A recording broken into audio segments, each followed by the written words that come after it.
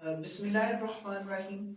Student, आज हम first year chemistry का लेक्चर नंबर 2 स्टडी करेंगे। इसमें हम एटम के बारे में पढ़ेंगे, एविडेंस ऑफ एन एटम को डिस्कस करेंगे और मजीद बरा एटम का मास किन यूनिट्स के अंदर फाइंड आउट किया जाता है, ये सारी डिस्कशन होगी। पेपर के हवाले से अगर हम इस टॉपिक की बात करें तो यहाँ से पॉसिबल होते हैं एमसीक्यूज आ जाए या शॉर्ट क्वेश्चन के लिए इस टॉपिक को ना प्रायोरिटी दी जाती है। आगाज करते हैं सबसे पहले एटम से। स्टूडेंट, वर्ड जो हमारे पास है ना एटम, ये ना दो अल्फाज से मिलके बनता है, जिनमें से जो पहला है ना यहाँ पे alphabet A mean note, second one is tone. इसको अगर मैं लिखूं ना तो यूं लिखा जा सकता है tomy. Tomy mean to be a cut. आपने ए लिखा, ए लिखेंगे नोट, एंड टोमी, टोमी को लिखेंगे टू बी आ कट। ऐसी चीज जिसको एक भी कट ना लगाया जा सके, इसको ना आप एटम का नाम दे देते हैं। मजीद बराह ना हम एटम को कह देते हैं कि इनडिविजिबल, नाकाबिले तकसीम भी इसको कहा जाता है। मैं अगर मजीद लिखूं ना इसको तो इसी का मतलब यहां पे हमारे पास होगा इनडिविजिबल। मतलब क्या हुआ कि ये हमारे पास एक ऐसा पार्टिकल होता है जिसकी मजीद तकसीम हमारे पास नहीं ना हो सकती, हम उसको एटम का नाम देते हैं। ए मतलब नॉट, एंटोमी का मतलब हुआ टू बी अ कट, ऐसी चीज जिसको आप एक भी कट ना लगा सके, जो मजीद तकसीम ना हो सके। स्टूडेंट, जैसा कि ना मेरे हाथ में ये मार्कर मौजूद है, मैं इस मार्कर को ना कट करता हूं, इसके पीसेस हो जाएंगे दो। मैं दो को फिर कट करता हूं, इसके पीसेस ना हमारे पास हो जाएंगे चार। इनको फिर कट करते जाए ऐसो ऑन, मैं ना एक ऐसी स्टेज पे पहुंच जाऊंगा जिससे मजीद अगर मैं इसको तोड़ना चाहूं तो ये टूटेगा नहीं।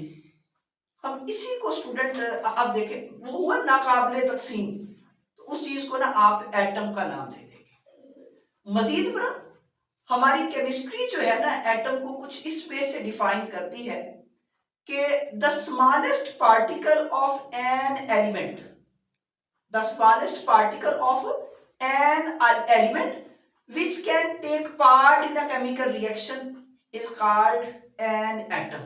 मैं यही डेफिनेशन स्टूडेंट यहां पर राइट भी करता हूं, इसकी डेफिनेशन लिखी जाती है, कुछ यूं इसको डिफाइन किया जाता है एटम को कि द स्मॉलेस्ट, एटम को लिखेंगे स्टूडेंट, ये हमारे पास होगा द स्मॉलेस्ट, ये हमारे पास छोटे से छोटा, the smallest particle of an element, the smallest particle of an element. किसी भी एलिमेंट का छोटे से छोटा जरा, which take part, which takes part, जो के हिस्सा लेता है। स्टूडेंट आप लिखेंगे द स्मॉलेस्ट पार्टिकल, छोटे से छोटा जरा, ऑफ एन एलिमेंट, किसी एलिमेंट का, विच टेक्स पार्ट, जो हिस्सा लेता है, which takes part in chemical reaction, जो कि ना केमिकल रिएक्शन के अंदर ना हिस्सा ले सकता है, आप उसको ना एटम का नाम देंगे। Which take part in chemical reaction, इसको ना स्टूडेंट आप ना एटम का नाम दे देंगे। ये तो ना स्टूडेंट हमारे पास ना एटम होता है। अगर हम ना एटम्स की बात करें, कुछ एटम ऐसे होते हैं जो आजादाना अपना वजूद बरकरार रखते हैं और कुछ ऐसे एटम होते हैं जो आजादाना नहीं रह सकते। मतलब कहने का ये, कुछ एटम ऐसे होंगे जो हमारे पास मॉलिक्यूल की फॉर्म में एग्जिस्ट करें तो वो डाई एटॉमिक मॉलिक्यूल रखते हैं, अभी भी तक ट्राई एटॉमिक, टेट्रा एटॉमिक या पॉलीएटॉमिक मॉलिक्यूल होता है। लेकिन कुछ इनमें ऐसे भी होते हैं जो कि सिर्फ एक ही एटम रखने पे अपना मॉलिक्यूल बना लेते हैं, मतलब हमारे पास नोबल गैसेस आ जाती हैं, जैसा कि helium, neon, argon, krypton, xenon and radon. इनका ना सिर्फ ये मोनो एटॉमिक मॉलिक्यूल कहलाते हैं और इनके अंदर ना सिर्फ एक एक एटम ही स्टूडेंट पाया जाता है। अब मैं अगर एटम की बात करूं तो एटम के अंदर ना 3 सब एटॉमिक पार्टिकल होते हैं। एटम के अंदर 3 सब एटॉमिक पार्टिकल होते हैं। मैं यहां पे लिख देता हूं कि एटम के अंदर ना, यहां पे आप इसको मजीद लिखेंगे, सब एटॉमिक पार्टिकल्स। स्टूडेंट अगर मैं बात करूं सब एटॉमिक पार्टिकल्स की, तो एटम के अंदर ना माय डियर स्टूडेंट 3 तरह के सब एटॉमिक पार्टिकल पाए जाते हैं। मजीद बना बताता चलो, इनको सब एटॉमिक पार्टिकल भी कहते हैं। They are also called the stable particle. मैं इनके लिए सब एटॉमिक पार्टिकल का वर्ड भी यूज कर सकता हूं। मजीद मैं इनको कह सकता हूं स्टेबल पार्टिकल्स। ये हमारे पास 2 तरह के सब एटॉमिक पार्टिकल इनको कह सकते हैं, या फिर स्टूडेंट इनको ना दूसरे नंबर पे हम कह सकते हैं they are also called the stable particle. ये स्टेबल पार्टिकल भी हमारे पास ना कहलाते हैं। कौन कौन से होते हैं? तो इनमें सबसे पहले नंबर पे मैं लिखूंगा इलेक्ट्रॉन। पहले नंबर पे हमारे पास है ना इलेक्ट्रॉन होगा, इलेक्ट्रॉन। सेकंड नंबर पे हमारे पास होगा प्रोटॉन, और फिर इसी तरह से अगर मैं थर्ड वन लिखूं तो ये हमारे पास होगा न्यूट्रॉन। तो ये 3 पार्टिकल होते हैं स्टूडेंट जिनको हम ना यहाँ पे स्टेबल पार्टिकल कहलाते हैं, या इनको हम कहते हैं सब एटॉमिक पार्टिकल। इनके अलावा ना कई अनस्टेबल पार्टिकल भी होते हैं, जैसा कि मियोन्स हो गया, न्यूट्रोनो हो गया, न्यूक्लियोनो एंड सो ऑन। ये ना अनस्टेबल पार्टिकल कहलाते हैं। स्टूडेंट यहाँ पे एक अहम बात जिसका मैं तज़किरा करूं कि हमने ये तो पढ़ लिया कि एटम हमारे पास वो छोटे से छोटा जर्रा होता है एलिमेंट का, तो जो किसी केमिकल रिएक्शन के अंदर हिस्सा लेता है, आप उसको एटम कहते हैं। अब अहम बात है एविडेंस ऑफ एन एटम की। इंसानी अकल जो है ना वो चीजों की दलील मांगती है कि अगर एटम मौजूद है तो कहां पे मौजूद है। फिर देखने का एक असूल है सिंपल, कि लाइट जब किसी भी ऑब्जेक्ट के ऊपर आके टकराती है ना, तो टकराने के बाद आपकी आंखों से जब वो स्ट्राइक करेगी तो देन आपको वो ऑब्जेक्ट नजर आएगा। अब एविडेंस ऑफ एन एटम की तरफ पढ़ते हैं, बड़ी इंटरेस्टिंग बात यहां पर भी मैंने यहां पे राइट किया कि it is impossible, it is impossible actually, दरअसल ना ये नामुमकिन है, to see the atoms, atom को देखना, but the nearest possibility to its direct evidence is by using an electron microscope। लेकिन ना आप इसकी करीब इसकी जो एविडेंस है ना उसको फाइंड आउट कर सकते हैं by using of an electron microscope. अगर आप इलेक्ट्रॉन माइक्रोस्कोप का इस्तेमाल करें ना तो फिर इसके बारे में ये एविडेंस या सबूत इकट्ठे किए जा सकते हैं कि आया कि एटम भी मौजूद है। जरा तवज्जो फरमाइएगा। A clear and accurate image, आपके पास एक ऐसा इमेज जो क्लियर भी हो और दुरुस्त भी हो ऑफ एन ऑब्जेक्ट, किसी भी ऑब्जेक्ट का, that is smaller than the wavelength of visible light can not be obtained. बड़ी अहम बात यहां पे स्टूडेंट, हमने ना अगर किसी ऑब्जेक्ट को देखना हो, सपोज दैट मेरे पास ना ये कोई एक ऑब्जेक्ट है, ये ऑब्जेक्ट, तो इसको देखने के लिए ना अब बड़ी अहम बात, मुझे ना वेवलेंथ, स्टूडेंट आप लोगों ने ना वेवलेंथ इस पैटर्न को कहते हैं, पहले जरा तवज्जो सुनिए, तवज्जो से सुनिए, वेवलेंथ किसको कहते हैं। ये ना हमारे पास जो पैटर्न नजर आ रहा है, एक्चुअली में इसी पैटर्न को वेवलेंथ कहा जाता है। इसमें दो चीजें होती हैं, आप इस ऊपर वाले हिस्से को ना क्रिस्ट क्रिस्ट या क्रस्ट कहते हैं, जिसका लफ्जी मतलब होता है चोटी। मैं इसको लिखूं तो ये मेरे पास है क्रस्ट, आप इसको क्रिस्ट भी कहते हैं, क्रिस्ट। मैं इसको भी लिख देता हूं क्रस्ट और क्रिस्ट, और नीचे वाले हिस्सों को स्टूडेंट आप लिखेंगे ट्रफ, नीचे वाले हिस्से होंगे ट्रफ। अब यहां से ना दो कंजेक्टिव, दो मसलसल, मैं अब इसकी पूरी अगर डेफिनेशन राइट करूं तो डेफिनेशन कुछ यूं बनेगी कि the distance between the, student आप इसको लिखेंगे the distance between the two consecutive crust or trough, the distance between the distance between two consecutive, consecutive का वर्ड स्टूडेंट हम मुसलसल के लिए यूज करते हैं, मुसलसल, the distance between two consecutive crust और trough, दो मुसलसल क्रस्ट हो या दो मुसलसल ट्रफ हो, उनके दरमियान का फासला, the distance between two conjunctive crust और ट्रफ इज कॉल्ड वेवलेंथ। इसको ना स्टूडेंट आप ना वेवलेंथ का नाम दे देंगे। वेवलेंथ के लिए कॉमनली जो यूनिट इस्तेमाल किए जाते हैं नैनोमीटर, आप इसके लिए यूज कर सकते हैं नैनोमीटर, या फिर आर्मस्ट्रॉन्ग को भी यूज किया जाता है, आर्मस्ट्रॉन्ग को भी यूज कर सकते हैं। ये दो यूनिट इसके लिए ना हमारे पास इस्तेमाल किए जाते हैं। तो स्टूडेंट नैनोमीटर, नैनोमीटर हमारे पास होगा 10 to the raise of -9 metre के बराबर, और आर्मस्ट्रॉन्ग होगा 10 to the raise of -10 metre, ये इसके बराबर लिया जाता है। ये दो बातें यहां से ना याद रखने की। अब जरा देखें, ये हुई वेवलेंथ।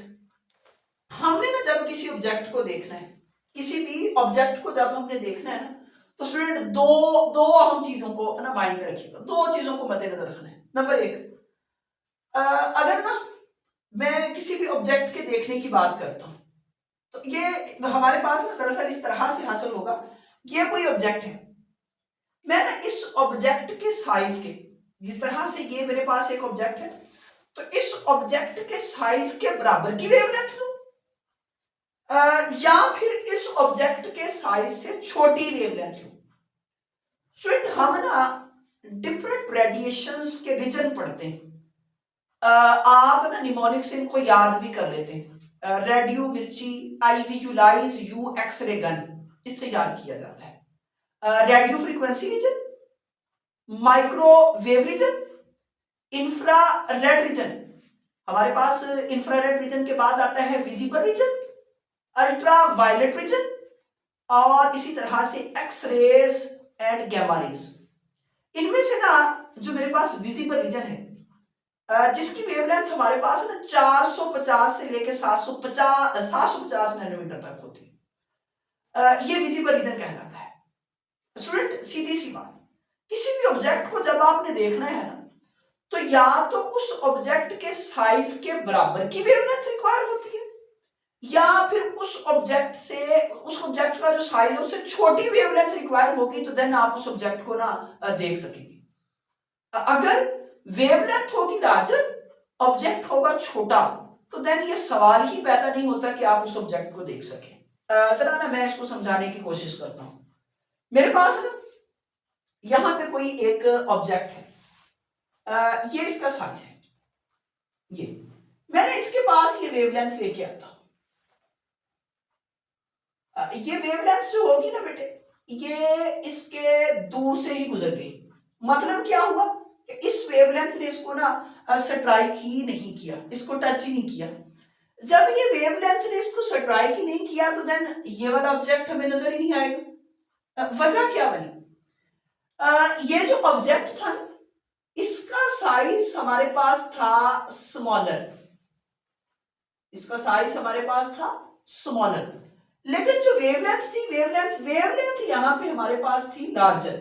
तो जब लार्जर वेवलेंथ होगी, स्मॉलर साइज होगा किसी ऑब्जेक्ट का, तो वो ऑब्जेक्ट हम देख नहीं सकेंगे। अब जरा फोकस करें, मैं ना यहां पे एक छोटी वेवलेंथ को लेके आता हूं। मेरे पास ना ये वेवलेंथ जो है, सपोज दैट ये एक्स रेज है, एक्स रेज की वेवलेंथ होती है 0.1 आंगस्ट्रॉम, ये वेवलेंथ है। ये मेरे पास है ना आ गई एक्स रेज। अब देखें, मैं कहता हूं कि अब मैं ना यहाँ पे एक ऑब्जेक्ट रखता हूं, ये ऑब्जेक्ट है।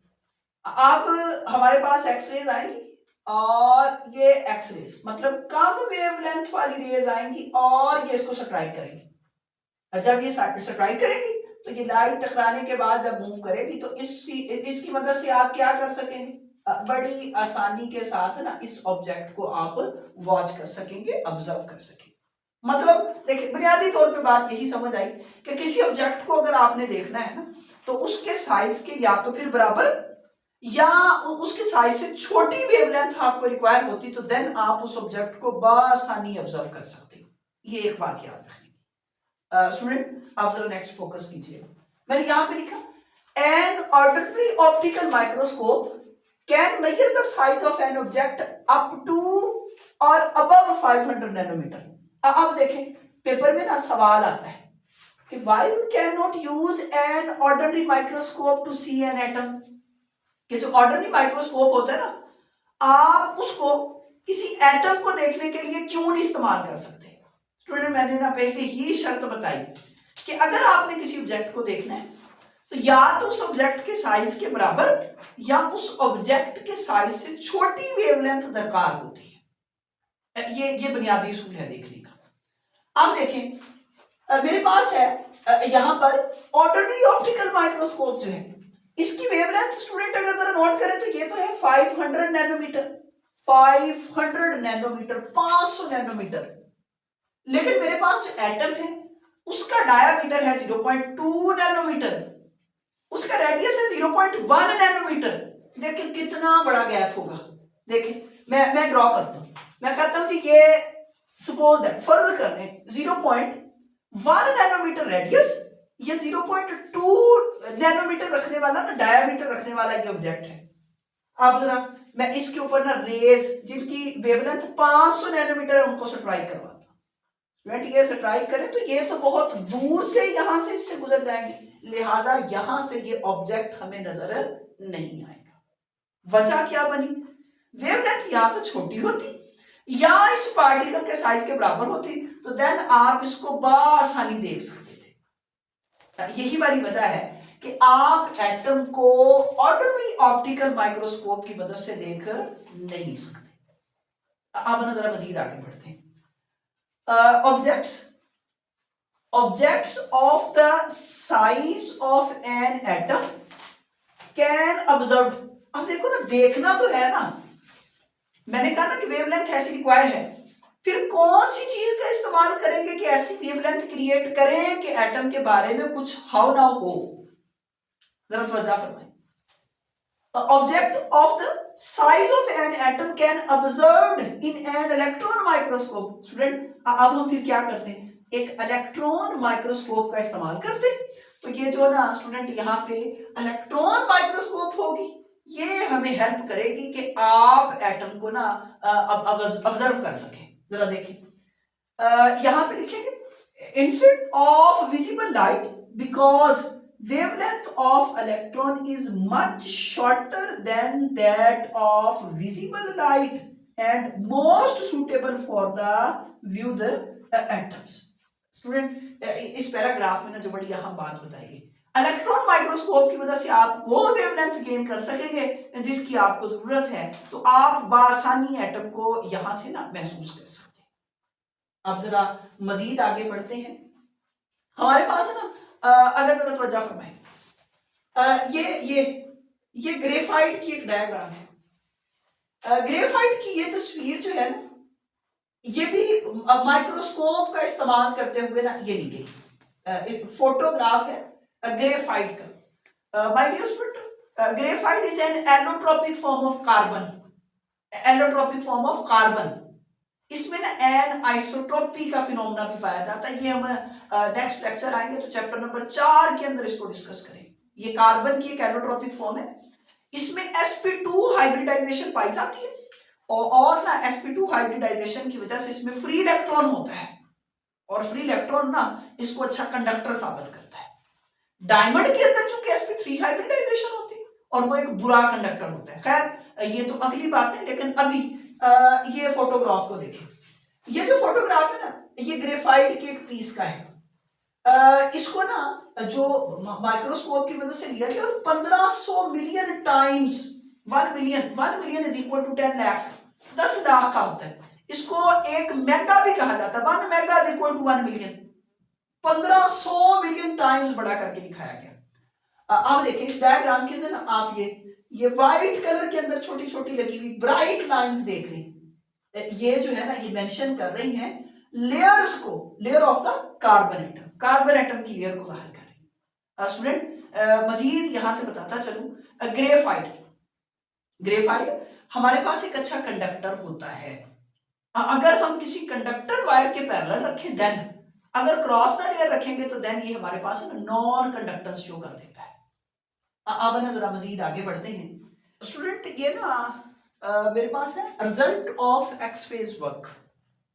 इसमें ये बताया गया कि जो डायमीटर ऑफ एन एटम है ना, ये 0.2 नैनोमीटर या 2 एंगस्ट्रॉम होता है। ये मैंने प्रीवियसली भी बताया। Angstrom is equal to the 10 to the raise of -10 metre and nano 10 to the raise of -9 metre. अब जरा फोकस कीजिएगा। एंगस्ट्रॉम जो है ना, ये प्रीफिक्सेस टेबल के अंदर नहीं आता। ये एक अहम बात जिसको आपने याद रखना है। मेरे पास है ना ये एक सर्कल है। अगर मैंने इसका निस्फ कर दूं यहां से, तो ये इसका डायमीटर होगा। तो एटम का डायमीटर हमारे पास होता है 0.2 और यहां पे यूनिट लिखेंगे नैनोमीटर। 0.2 नैनोमीटर ये इसका डायमीटर बना। अगर मैं क्या करूं कि डायमीटर d इसको डिवाइड कर दूं 2 पे, मतलब डायमीटर का निस्फ ले लूं तो ये हमारे पास रेडियस होगा। मतलब क्या, ये डायमीटर, अब डायमीटर का निस्फ कर दें, ये निस्फ बनेगा इतना। मैं इसको ना ब्लैक कलर से हाईलाइट करता हूं। तो ये डायमीटर का ये कर दे निस्फ, this will be equal to the r. आप इसको लिखेंगे d/2 is equal to the r. तो एटम का डायमीटर होता है 0.2 नैनोमीटर। और दूसरी अहम बात, यहां से जो एटम हमारे पास है ना, अगर इसका मैं रेडियस देखूं तो रेडियस इसका होगा इसका half, that will be 0.1 nanometre. ये इसका अर्दास होगा। ये बातें यहां से याद रखनी। अगर मैं ना एटम के मास की बात करूं स्टूडेंट, ये रेंज में होता है। इसकी रेंज होती है 10 to the raise of -27 to 10 to the raise of -25 kg। 10 to the raise of -27 to 10 to the raise of -25 kg। इतना थोड़ा सा मैस इसका होता है। फिर माय डियर स्टूडेंट, इसके लिए तो यूनिट यूज किए जाते हैं ना, ये यूज किया जाता है एटॉमिक मास यूनिट, AMU, इसको यूज करते हैं स्टूडेंट। AMU की ना मैं 3 डिफरेंट वैल्यूज यहां पे लिखूंगा।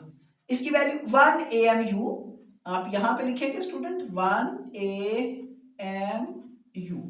इसकी 3 वैल्यूज लिखूंगा स्टूडेंट, ये तीनों ही आपने याद रखनी। 1.66 multiply by 10 to the raise of -24 gram. My dear student, फिर 1.66 multiply by 10 to the raise of -27 kilogram. My dear student, third 1.66 multiply by 10 to the raise of -21 milligram. Student ये 3 values होती और ये जाहिर करती हैं एटम के मास को, AMU एटॉमिक मास यूनिट, ये इसको जाहिर करती है। अब स्टूडेंट कंक्लूजन पे आते हैं। ये जो हमने ना सारे का सारा स्टडी किया, ये हमें क्या बताता है? This shows that the atom exist and they of an amazingly small in size. Atom का साइज है ना बहुत ही छोटा होता है। आप ना 0.8 mm वाली बॉल पॉइंट लें और उसका ना एक छोटा सा डॉट लगाएं। आप वो डॉट लगाएंगे ना, उसके अंदर 2 मिलियन एटम्स मौजूद होंगे। 2 मिलियन से मुराद उसमें 20 लाख एटम मौजूद होंगे। माय डियर स्टूडेंट, आप सांस खींचते हैं तो कई ट्रिलियन एटम्स एक वक्त में अपने साथ अंदर की जानब खींच लेंगे। आप पानी का एक कतरा देखें तो उसके अंदर भी हमारे पास बेशुमार एटम्स जो है ना वो मौजूद होते हैं। माय डियर स्टूडेंट, आज की ये हमारी डिस्कशन थी एटम के बारे में और एविडेंस ऑफ एन एटम के बारे में। आई होप सो कि ये लेक्चर आप लोगों को बहुत अच्छे तरीके से क्लियर हो चुका होगा। इंशाल्लाह अगले लेक्चर के लिए फिर से मिलेंगे, तब तक के लिए अल्लाह हाफिज।